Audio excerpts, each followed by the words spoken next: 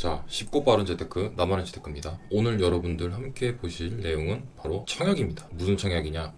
이거 어딜까요? 바로 고덕강일 3단지. 자, 2차입니다. 1차가 대박이 났죠. 다만 1차랑 마찬가지로 토지 임대부다. 토지 임대부가 뭐냐? 토지만 임대하는 방식이다. 네, 토지는 LH, 주택공사 등의 소유고 건물만 나의 몫이다 라고 생각하시면 돼요. 어렵지 않습니다. 자, 그러면 역시 제일 중요한 게 뭐다? 청약 조건이 어떻게 되냐? 시세 차익과 매도 시점이기 때문에 돈 벌려고 청약하는 게 크잖아요. 실거주 하실 거면 좋아서 사는 게 편하지. 자, 시작하겠습니다. 자, 조건, 공통 조건 간단하죠? 이렇게 수도권에 살면 된다. 다만 무주택이어야 된다. 이것만 아시고 넘어가시면 돼요. 유주택자 안 됩니다. 그리고 웬만하면 고가점자는 하지 마세요. 청약 점수가 약 55점 이상이 넘어간다 하실 의미가 없습니다. 하면 안 돼요. 통장이 아깝다. 내가 30점에서 40점대다. 그러면은 해볼만 하죠. 왜냐면 청약될 가능성이 거의 없기 때문에. 특히 청년들은, 청년에 해당하시는 분들은 거의 안 되죠. 결혼 안 했다던가 이러면. 자, 여기서 중요한 거는 내용 많죠. 딱 깔끔하게 짚어드릴게요. 딴 거 다 볼 필요가 없고. 자, 요겁니다. 다 현재만 주택이 없으면 돼요. 근데 얘네들은 청년과 생애 최초는 검증 대상. 지금 과거에 한 번도 있으면 안 돼. 태어나자부터 시작해서 집을 한 번도 소유하면 안 됩니다. 네, 대상이 안 되고요. 나머지는 괜찮습니다. 요거는 조금 다르죠. 12번 해야 된다. 즉, 10,000원이든 20,000원이든 50,000원이든 100,000원이든 12번 납입해야 되고, 그 금액이 부족하게 되면은 그냥 내가 600만 원만 채워 넣으면 돼요. 간단하죠. 얘는 그것도 없어. 진짜 할만하죠. 600만 원이 없습니다. 그냥 10,000원씩 12번 해도 됩니다. 자, 이런 부분이고요. 일단 여기까지 내가 청약 조건이 된 것 같아. 일단 써요. 이게 전형적인 선당 후공. 일단 쓰고 보는 겁니다. 왜냐, 사전이기 때문에 나중에 포기한다고 해도 불이익이 아무것도 없습니다. 좋죠? 자, 중요한 거. 서울시다 보니까 50% 서울한테 먼저 준다. 서울이 쌈 유리하다. 어쩔 수 없다. 자, 공고일 기준으로 6월 13일 기준으로 서울시에 주민등록이 되어 있어야 됩니다. 자, 그러면 분양가 얼마냐? 분양가 아름답다. 얼마예요? 3억 1,400이다. 네, 그리고 월 임대료는 아니고 월 임대료 같은 느낌의 땅값을 35만 원 낸다. 다만 이거는 보증금을 올려서 이제 없애주려고 한다. 근데 다만 아무것도 정해진 거 없습니다. 모든 것은 본청약 때 정해진다. 지금은 이제 가상의 시나리오입니다. 과거에 비슷한 전례가 있었기 때문에. 자, 입지. 자, 고덕 강일 여기죠. 뭐 이렇게 좋다 이렇게 나오는데 이거는 광고 영상이고 세밀하게 한번 볼게요. 자, 어디냐? 여기입니다. 여기 보이죠? 여기입니다. 9호선이 연장돼 있죠. 여기 거리가 얼마냐? 대략적으로 1km 정도 걸립니다. 실제 가는 길이에요. 아무래도 택지 개발 지구고 약간 신도시 느낌이 나죠. 그러다 보니까 어떻게 되냐? 평지입니다. 평지라서 걸어갈 만하다. 약 도보로 볼 때는 성인 남자분의 경우 12분에서 13분, 여성분은 15분 정도 소요될 수 있다. 이 정도면은 뭐 그래도 9호선인데 갈만하죠. 자, 근데 어디까지 와 있냐? 안타깝게 6월에 기본 계획 용역이 나온다. 지금 현재 이 정도 와 있는 거, 이 정도. 차례 멀었죠. 요 상태면은 이제 보통 거의 이제 한 7에서 8년 정도 소요됩니다. 짧을 수도 있지만 보통 평균적으로 요 안에 들어옵니다. GTX-A 같은 경우나 뭐 C도 곧 올해나 내년에 착공할 예정인데 그런 애들은 진짜 빨리 진행된 거예요. 드물게. 물론 2008년부터 시작했기 때문에 빠른 건 아닌데 어쨌든 이제 본 궤도에 올라서고 나서부터는 생각보다 빨리 진행된 케이스다. 워낙 난리니까. 여튼 나중에 미래엔 좋아진다. 자, 시세 차이가 한번 볼게요. 자, 여기죠? 근데 여기 바로 옆에 단지가 있죠? 심지어 전용 면적도 똑같아. 자, 얼마입니까? 6억 1천에서 6억 2천이 왔다 갔다 한다. 그렇다고 이걸 다 받을 수는 없어. 왜냐면은 얘는 땅은 내게 아니기 때문에 건물은 매년 감가가 되죠. 5%씩. 자, 분양가 아까 말씀드렸죠? 3억 1,400이다. 그럼 어떻게 됩니까? 대략적으로 이제 옆에 시세가 이 정도 나오죠. 근데 감안하면 한 1억 정도 쌓일 수 있어요. 그래도 2억 정도는 나온다. 괜찮죠? 아니, 내가 청약 가점이 낮은데 2억 시세 차익 나오는 경우가 거의 없어요. 이 정도면은 나름 괜찮다. 자, 강남 브리즈힐. 자, 여기 자곡동에 있는 건데 똑같이 들어온 겁니다. 물론 먼저 들어오긴 했어요, 훨씬. 근데 여기 보시면 얘가 요 정도, 요 저가는 조금 제외하고 평균적으로 한 요 정도 시세를 합니다. 옆에 또 세곡. 얘는 이제 토지 임대부형이 아닙니다. 그러니까 일반인데 이 정도 하죠. 이게 시세 차익이 둘이 얼마 되냐? 약 20% 차이가 난다. 그러면 아까 말씀드렸죠? 여기 20% 빼면 대략 요 정도 나옵니다. 정확한 데이터를 두고 말씀을 드린 거예요. 네, 여기 말고도 서초, LH, 5단지 거기도 거의 비슷하게 시세가 형성되어 있습니다. 자, 아까 말씀드렸듯이 서울이 우선 50% 주고 3억 1,400이 분양가다. 전매 제한은 원래 이렇게 5년인 줄 알았죠. 5년 아닙니다. 임대부는 5년 아니야? 할 수 있지만 안타깝게도 여기는 분상제가 적용돼서 10년이다. 근데 이것도 역시 본 청약 가야 확실하다. 이게 없어질 수도 있어요. 아니면 10년이 유지될 수도 있고요. 그때 가봐야 합니다. 그렇지만 시세 차익이 나오니까 제가 웬만하면 이런 애매한 데 안 하는데 그래도 시세 차익이 나오기 때문에 추천드립니다. 자, 근데 다만 공공 매입이 있다. 이게 뭐냐면 내가 집을 팔 때 한국토지주택공사 여기다 팔아야 돼요. 근데 특별한 사유가 없으면 그 웬만하면 사준다. 그 시세로. 이게 단점. 단점은 이제 내가 팔고 싶은데 못 팔지. 장점은 그러니까 안 팔릴 가능성은 없죠. 정부 공기업에서 사주니까. 물론 이게 뭐 예를 들어서 전매제한 10년 걸렸으면 10년 이후에는 그냥 일반으로 팔 수도 있다. 뭐 이런 조항이 있을 수도 있어요. 이것도 본청약에 가야 됩니다. 그 전까지 모릅니다. 현재는 이렇게 나와 있다. 자, 그러면은 여기까지 알았고 내 자격도 갖췄고 시세 차익도 나오는 거 알았고 다 좋아. 하는 것도 장단점이 있네. 그럼 청약 언제 하냐? 사실은 죄송합니다. 늦었어. 청약이 시작됐어요. 아마 영상 올라갈 때쯤이면 청약 한창 하고 있을 텐데 일반이라도 좀 쓰면 좋을 것 같아요. 그래서 올렸습니다.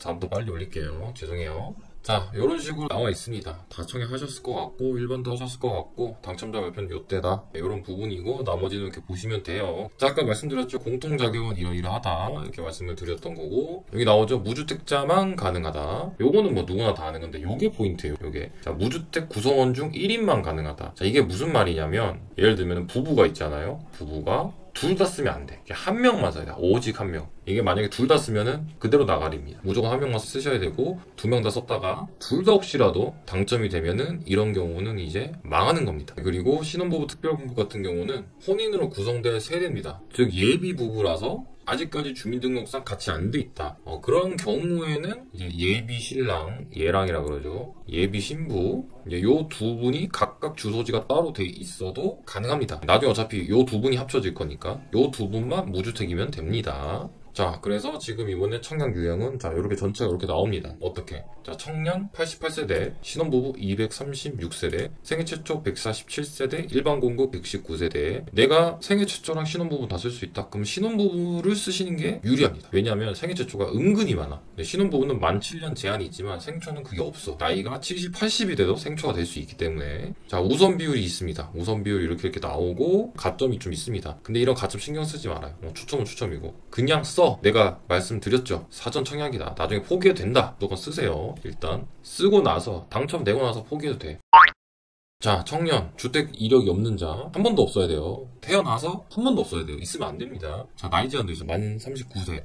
나머지는 아까 보셨죠? 뭐 6회 이런 거는 뭐 간단하죠? 140% 이하다. 본인 자산 뭐 대충 요거 넣으면 안 된다. 웬만하면 잘 안 넘겠죠? 부모님 재산도 요거 넣으면 안 된다. 부모님 재산을 봅니다. 부모님 집이 강남에 있다던가 아니면은 뭐 예를 들면은 뭐 과천이라던가 중강남 아니면 판교 뭐 분당 뭐 하다못해 용산 이런 데 있으면은 집이 있다 그러면은 안 될 가능성이 높죠. 그리고 5년 이상 소득세 납부하면 됩니다. 그냥 5년 이상 10원 한 푼이라 내면 되는 거예요. 자, 그러면은 소득이 어떻게 되냐? 나 혼자라도 469만 원 이하면 된다. 그냥 웬만하면 됩니다. 이 소득이면은 연봉이 5천이 넘는 거예요. 그렇기 때문에 전혀 문제가 없어요. 자, 신혼부부 특공. 예비 신혼부부도 된다. 이게 좋아. 이거 안 되는 경우도 있는데 이게 좋고 혼인 7년이면 된다. 아, 좋죠. 또는 만 7세 미만 자녀가 있다. 아, 좋습니다. 태아, 임신 중에도 가능하다. 한부모 가족 역시 된다. 즉 내가 혼인이 7년 넘어도 자녀가 만 7세 미만이면 됩니다. 나머지는 뭐 대동소이하죠. 자, 130% 이하면 됩니다.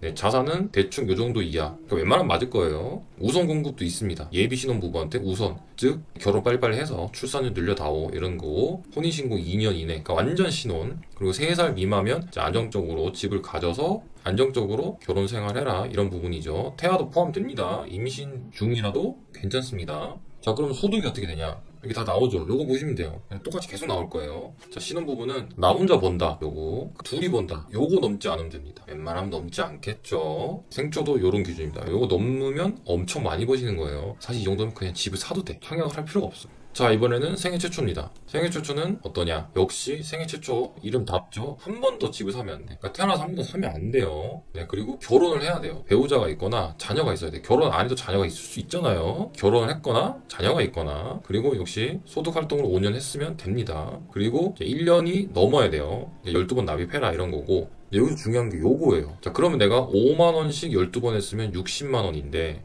600만원? 그럼 나머지 540만원 한 방에 때려 넣으면 됩니다. 자, 그리고 130% 이하이면 되고, 자, 아까 말씀드렸듯이, 네, 기타, 뭐, 부동산, 자동차 등등등등 해서 3억 8천 넘으면 안 됩니다. 웬만하면 안 넘겠죠. 우선 공급은 100% 이하면 우선 공급 된다. 자, 그 기준은 아까랑 똑같아요. 나왔죠? 웬만하면 우선 공급될 수 있어. 이게 자격 조건이 너무 널널해.